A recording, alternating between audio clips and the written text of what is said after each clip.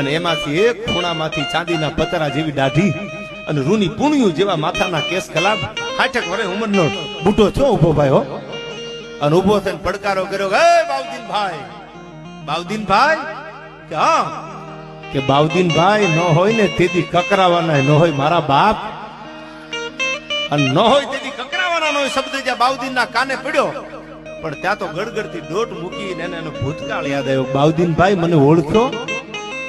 તમે જેદી કુવાડાનું પાનું કઢાવા આવ્યા ને તેથી 2 કલાક મારી કોડની સામે બેઠો તો હોશિયાળો થઈને, બાઉદીનભાઈ ઈ જ તું બાઉદીન ને? કે હા.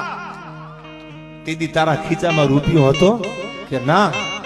બાઉદીનભાઈ તમે વાતું કરો છો, કાંડામાં બળ નથી ને પૈસા નથી, ન હોય તેથી કકરાવાના ન હોય, યાદ તો છે ને?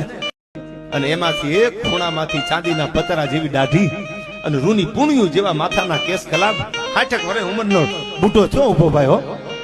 અને ઉભો થઈને પડકારો કર્યો, હે બાઉદીનભાઈ, બાઉદીનભાઈ કે હા કે બાઉદીનભાઈ ન હોય ને તેથી કકરાવાના ન હોય મારા બાપ, અને ન હોય તેથી કકરાવાના ન હોય શબ્દ જ્યાં બાઉદીનના કાને પડ્યો પણ ત્યાં તો ગડગડતી દોટ મૂકીને એને ભૂતકાળ યાદ આવ્યો. બાઉદીનભાઈ મને ઓળખ્યો?